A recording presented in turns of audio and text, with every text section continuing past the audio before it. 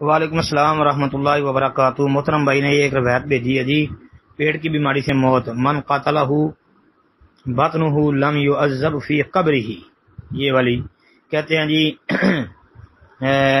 محترم اللہ فرمائے کیا یہ درست ہے جی؟ روایت کا متن بھی آپ نے درج کیا ہے، اس کا ترجمہ بھی لکھا ہے کہ نبی علیہ السلام نے فرمایا جس شخص کو اس کا پیٹ ہلاک کر دے، یعنی بریکٹ والے الفاظ میں نہیں پڑھ رہا، اسے قبر میں عذاب نہیں دیا جائے گا جی۔ یہ روایت ثابت ہے جی، انشاءاللہ حسن صحیح ہے، حسن تو کم از کم ضرور ہے نا انشاءاللہ یہ روایت یہ جو ہے نا حوالہ دکھا ہے مسند احمد ترمذی مشکات، مشکات کے اندر تو یہ 1573 نمبر پر موجود ہے، باقی یہ جی جامع ترمذی میں 1064 نمبر پر دیکھ لیں۔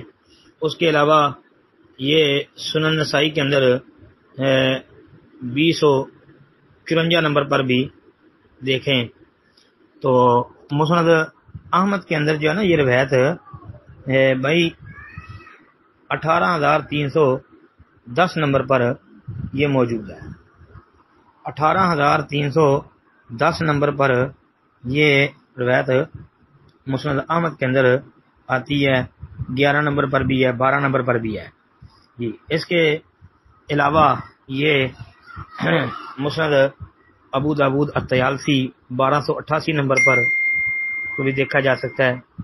ایسے ہی جو ہے آپ صحیح ابن حبان کے اندر 2933 نمبر پر دیکھ لیں، طبرانی کبیر کے اندر یہ روایت 4101 نمبر پر، امام بہقی رحمہ اللہ کی شعب الایمان میں 9883 نمبر پر، اسی طرح امام بخاری رحمہ اللہ کی التاریخ الکبیر کے اندر بھی موجود ہے، اور بھی کئی کتابوں میں یہ روایت پائی جاتی ہے۔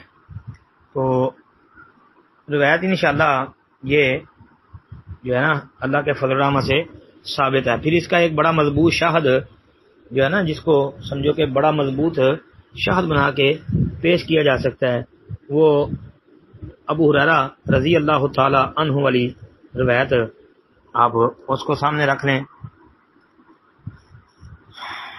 وہ روایت ہے جی 8305 نمبر پر، ابو ہریرہ رضی اللہ تعالی عنہ والی، اور مسند احمد کے محققین نے اس کی سند کو بھی صحیح کہا ہے، اور وہ روایت مسند احمد کے علاوہ جو ہے نا امام بہقی رحمہ اللہ کی دلائل النبوہ کے اندر بھی موجود ہے، اور بھی کئی کتابوں میں آتی ہے۔ تو وہ ایک زبردست چیز کا شاہد ہے۔ اسی طرح پھر مسند احمد کے اندر بھی 22500 نمبر پر بھی یہ روایت موجود ہے، اور مسند احمد کے محققین نے بھی یہ جو آپ نے روایت بھیجی ہے اس کی سند کو صحیح قرار دیا ہے۔ 12 روایت ثابت ہے انشاءاللہ یہ۔ السلام علیکم ورحمۃ اللہ وبرکاتہ۔